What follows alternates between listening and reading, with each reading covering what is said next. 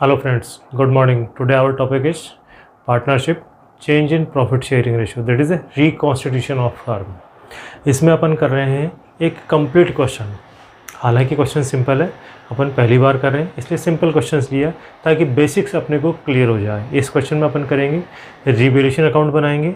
Revaluation account जो होता है एक नॉमिनल नेचर का अकाउंट होता है।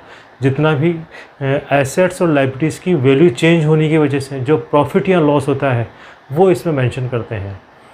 एसेट्स और लायबिलिटीज़ की वैल्यू चेंज होने की वजह से जो प्रॉफिट होता है या लॉस होता है वो इसमें मेंशन करते हैं।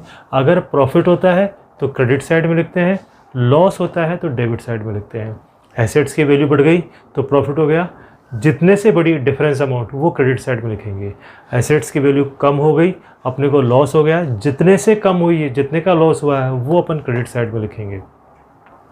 ऐसे ही लायबिलिटीज़ की वैल्यू भी अगर चेंज होती है, लायबिलिटी की वैल्यू बढ़ गई तो लॉस हो गया तो अपन डेबिट साइड में लिखेंगे।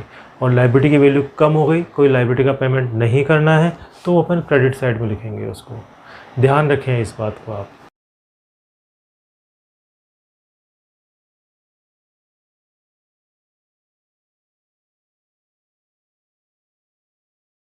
देखते हैं क्या कह रहा है ये question number 35। ABC are the partners in firm sharing the profit 3-1. Their balance sheet on 31st March 17 as under Sundry creditors, general reserve, capital account, ABC, premises, machinery, stock, debtors, bank. On 1st April 17, the partners agree to share the future profit in the ratio of 4:3 and make the following adjustment. Profit sharing ratio इन्होंने change किया, partners तो वही है लेकिन profit sharing ratio इन्होंने change किया है। Premises will be appreciated by 10%, stock by 10,000. Provision for doubtful debts is to be made on debtors 4%. Sundry creditors be reduced by 15,000. Machinery depreciated by 5%. Goodwill of the firm valued 48,000. Prepare the revaluation account, partners capital account and balance sheet. जब भी अपन पूरा questions करते हैं उसके लिए कुछ अपने को प्राइमरी फंक्शंस अपने को ध्यान रखने पड़ते हैं। सबसे पहला काम अपन ने फॉर्मेट बना लिया, तीनों फॉर्मेट एक साथ बनाते हैं, revaluation account, partners capital account और बैलेंस शीट। दूसरा काम जो करते हैं अपन पार्टनर्स कैपिटल अकाउंट में उनके ओपनिंग बैलेंस लिख देते हैं जो बैलेंस शीट में गिवन है। तीसरा बैलेंस शीट की कॉपी कर लेते हैं बिना अमाउंट लिखे हुए, without mentioning the amount, and avoid distributable item. जिन आइटम को पार्टनर्स कैपिटल अकाउंट में प्रॉफिट शेयरिंग रेशियो में डिस्ट्रीब्यूट करना है वो बैलेंस शीट में मेंशन नहीं करते हैं अपन, बाकी के लिख लेते हैं अपन। इससे फ़ायदा ये होगा कि कोई आइटम बैलेंस शीट में लिखने से मिस नहीं होगा आपके पास में। इसलिए ज़रूरी है कि प्रोसेस फॉलो करें। सबसे पहले फॉर्मेट बनाएं, फिर उसके बाद में कैपिटल अकाउंट के बैलेंस लिख लें और फिर उसके बाद में अपन बैलेंस शीट की कॉपी कर लेते हैं विदाउट मेंशनिंग द अमाउंट। हालांकि आगे जाके मैं बताता हूँ कि यहाँ पे वर्किंग नोट में अपन कैश का बैलेंस भी लिख लेते हैं, क्योंकि यहाँ पे change in profit sharing ratio है इसलिए यहाँ पे कैश का कोई रोल होगा नहीं, इसलिए अपन ने कैश का बैलेंस लिखा नहीं है यहाँ पे। नहीं तो अपन जो आगे क्वेश्चंस करेंगे नेक्स्ट चैप्टर में एडमिशन रिटायरमेंट में तो वहाँ पे वर्किंग नोट में कैश का या बैंक का बैलेंस और मेंशन करेंगे। यस, तो अपन क्वेश्चन पढ़ते हैं। जहाँ जो आइटम आएगा उसको उसी समय पूरा सोल्व करते हुए रहेंगे, पेंडिंग नहीं रखेंगे उसको। ध्यान रखें बैलेंस शीट के अंदर जो लिखा हुआ होता है वो एक जगह मेंशन करते हैं और बैलेंस शीट के बाहर जो डिटेल है वो दो जगह मेंशन होगी। ध्यान रखें इस बात का। तो अपन बैलेंस शीट पढ़ रहे हैं, वापस क्वेश्चन पढ़ रहे हैं और आप सोल्व करते हुए चलेंगे। ABC are the partners sharing the profit 3-1. Their balance sheet on 31st March 17. पुराना प्रॉफिट शेयरिंग रेशियो है 3-1 और नया वाला रेशियो है इनका 4:3। गुडविल का एडजस्टमेंट हमेशा सेक्रीफाइस और गेनिंग में ही होता है। तो जब कभी क्वेश्चन पूरा करना होता है अपने को तो गुडविल का एडजस्टमेंट करने के लिए अपने को सेक्रीफाइस और गेनिंग रेशियो कैलकुलेट करना होता है अपने को। हालांकि नए रेशियो कोई ज़रूरत नहीं होती अपने को, लेकिन सेक्रीफाइस और गेनिंग रेशियो कैलकुलेट करना पड़ेगा। तो अपने देखा ओल्ड रेशियो था 3:1 और नया रेशियो इनका है 4:3। अब अपने जो सेक्रीफाइस और गेनिंग कैलकुलेट करना है, किसी का भी सेक्रीफाइस किसी का भी गेन होता है, अपने फार्मूला लिया है न्यू माइनस ओल्ड। अगर इसमें प्लस का फिगर आएगा तो गेन होगा और माइनस का फिगर आएगा तो सेक्रीफाइस होगा। क्योंकि माइनस का फिगर मतलब हो गया कि ओल्ड रेशियो ज़्यादा था अब उसको कम मिलता है तो सेक्रीफाइस हो गया, और प्लस का फिगर आएगा तो इसका मतलब हो गया कि न्यू रेशियो ज़्यादा है और ओल्ड कम है तो उसका गेन हो गया, अब ज़्यादा मिलता है। अपने देखा ए का ओल्ड रेशियो है 3/6 और नया रेशियो है आपके पास में 4/10, तो 4/10 माइनस 3/6, इसका रिजल्ट आया 3/30 सेक्रीफाइस। इसका रिजल्ट आया, पहले इसको मिलता था 3/6 और अब मिलता है 4/10, तो 4/10 माइनस 3/6, एलसीएम लिया 30, तो रिजल्ट आया इसका सेक्रीफाइस 3/30। बी जो है उसका नया रेशियो है 3/10 और पुराना है 2/6, तो इसका जो अपने कैलकुलेट किया उसका भी सेक्रीफाइस आ गया आपके पास में 1/10। सी जो है उसका पुराना नया रेशियो है 3/10 और पुराना है 1/6, इसका अपने कैलकुलेट किया तो इसका आया गेन, प्लस का फिगर हो गया, पहले इसको नया रेशियो जो है वो ज़्यादा मिलता है और पुराना कम मिलता था, तो गेन आ गया, तो गेन में अपने किया इसका 4/30, इस तरह से अपने गेन कैलकुलेट किया। अभी सिर्फ इतना ही सेक्रीफाइस और गेनिंग कैलकुलेट किया, हालांकि ये सिर्फ अपने को गुडविल की रिक्वायरमेंट में काम आते हैं और कहीं काम नहीं आते हैं, तो आगे जहाँ गुडविल की वैल्यू आएगी वहाँ अपन इसको कर लेंगे। चाहे तो अपन इसको कैलकुलेशन ये बाद में भी कर सकते हैं जहाँ कहीं गुडविल की रिक्वायरमेंट हो, लेकिन नॉर्मली जो पूरा क्वेश्चन होता है उसमें गुडविल का प्रोविजन आता ही आता है, इसलिए अपन ने कैलकुलेट कर लिए। हाँ यस, अपन बैलेंस शीट देखते हैं। सन्ड्री क्रेडिटर्स, जनरल रिजर्व जो होता है अनडिस्ट्रीब्यूटेड प्रॉफिट होता है।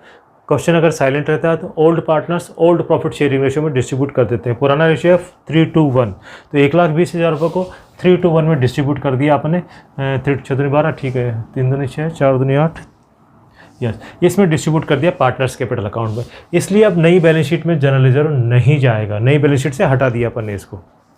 उसके बाद में कैपिटल है bank, debtors, stock, machinery and premises, ये अपने यहाँ पे डिटेल लिख दी सब वापस।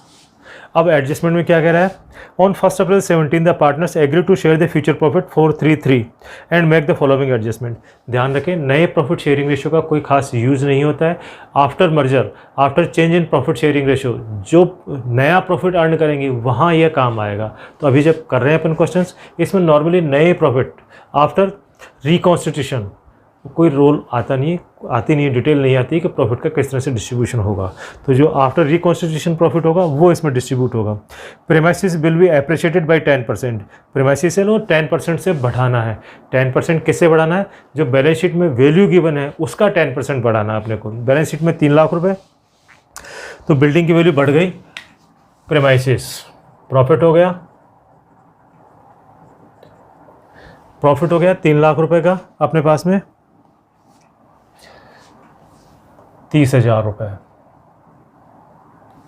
प्रेमाइसिस की वैल्यू है 3 लाख रुपए, ये करा 10% से बढ़ाना है, 10% हो गया 30,000। एसेट्स की वैल्यू बढ़ती है तो प्रॉफिट हो जाता है, इसलिए क्रेडिट साइड में लिखा। और साथ के साथ इसको अपने को नई वैल्यू जो है वो बैलेंस शीट में भी लिखनी है। प्रेमाइसिस अब हो गया 3,30,000, पहले 3 लाख रुपये का था, 30,000 से बढ़ गया 3,30,000 हो गया। स्टॉक बाय 10,000, स्टॉक की वैल्यू पुरानी 1,20,000, यहाँ पे इसने अमाउंट दे दिया 10,000 रुपये से बढ़ाना है। बाय स्टॉक 10,000, स्टॉक भी एसेट्स होता है, उसकी वैल्यू बढ़ गई, इसका मतलब प्रॉफिट हो गया। क्या, premises will be appreciated by 10%, stock by 10,000, stock 10,000 से बढ़ गया, स्टॉक की नई वैल्यू हो जाएगी 1,20,000 प्लस 10,000, 1,30,000 स्टॉक की वैल्यू हो गई। फिर कह रहा है provision for doubtful debts to be made 4%, debtors का प्रोविजन बनाना है। प्रोविजन अपने लिए लॉस होता है, तो लॉस हो गया तो अपन क्या लिखेंगे यहाँ पे, to provision for bad dates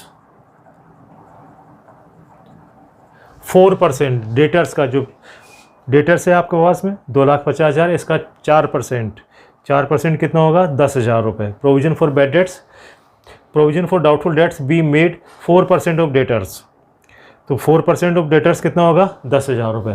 तो ये अपने लिए लॉस होता है, तो यहाँ पे लॉस साइड में लिख दिया प्रोविजन फॉर बैड डेट्स 10,000 रुपये। और यहाँ पे करेंगे 2,50,000, तो डेटर्स के हैं माइनस 10,000, तो डेटर्स के हो गए 2,40,000 वैल्यू। प्रोविजन जो होता है बैलेंस शीट में जितने डेटर्स की वैल्यू दे रखी ग्रॉस अमाउंट, उसके ऊपर प्रोविजन बनाते हैं। 2,50,000 इंटू 4/100, 10,000 बनेगा। प्रोविजन बनेगा मतलब हो गया एसेट्स अपनी कम हो गई, एसेट्स कम होगी तो लॉस हो गया, डेबिट साइड में लिख दिया। और यहाँ बैलेंस शीट में एसेट्स में से कम कर दिया उसको, और जो वैल्यू थी 2,40,000 वो लिख दिया। Sundry creditors reduced by 15,000, liability की वैल्यू कम हो गई, इसका मतलब प्रॉफिट हो गया। सन्ड्री क्रेडिटर्स रिड्यूस बाई 15,000, 15,000 रुपये से क्रेडिटर्स कम हो गए, लाइबिलिटी कम हो गई, इसका मतलब आपको प्रॉफिट हो गया, पैसे कम चुकाने हैं इसलिए प्रॉफिट हो गया। अब आपको बैलेंस शीट में कितने आएंगे, 2 लाख रुपए हैं, 1,85,000, 15,000 रुपये से कम हो जाएंगे। ये क्रेडिटर्स जो होंगे बैलेंस शीट में 15,000 रुपये से कम हो जाएंगे। Machinery will be depreciated by 5%। Machine जो है 1,80,000 है, 5% डेप्रिशिएशन करना, मशीन की वैल्यू कम हो गई, एसेट्स की वैल्यू कम हो गई तो लॉस हो गया 9,000 का, 1,80,000। मशीनरी विल बी डेप्रिशिएट 5%, 9,000 रुपये का। तो to depreciation to machine, bracket में डेप्रिशिएशन लिख दिया आपने 9,000 रुपये, और यहाँ पे मशीन हो जाएगी 1,80,000, 9 गए 171, मशीन की वैल्यू हो गई 171।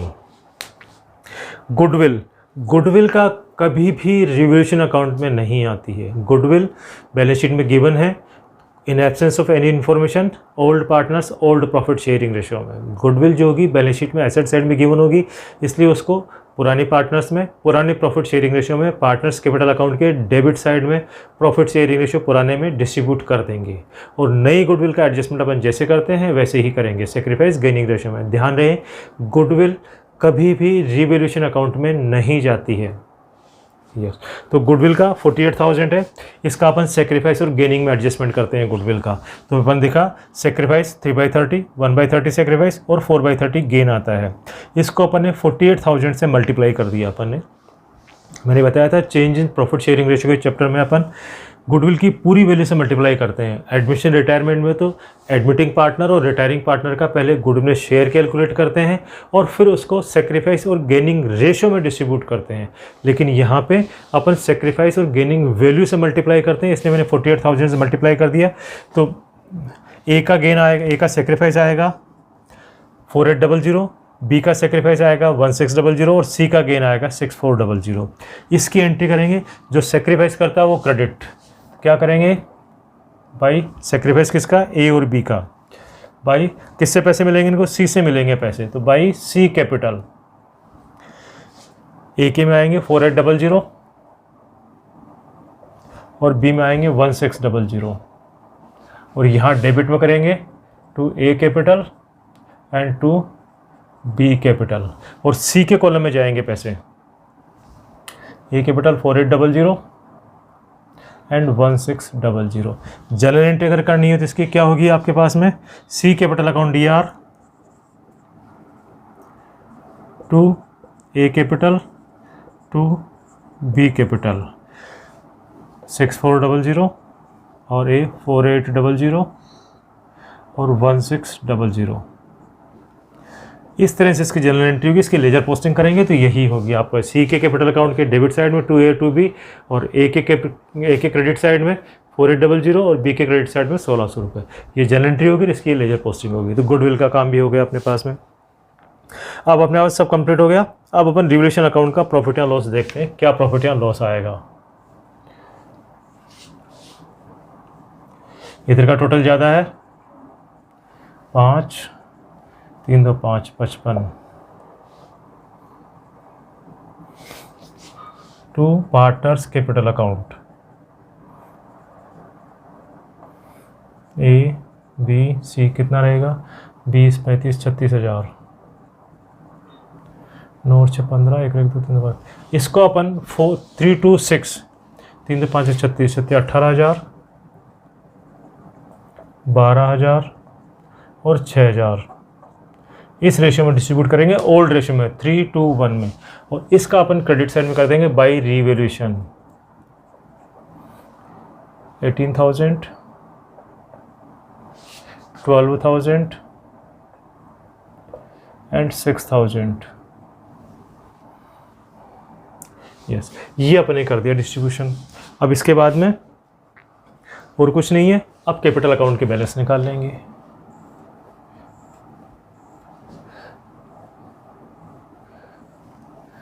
एक 1,20,000 1,26,000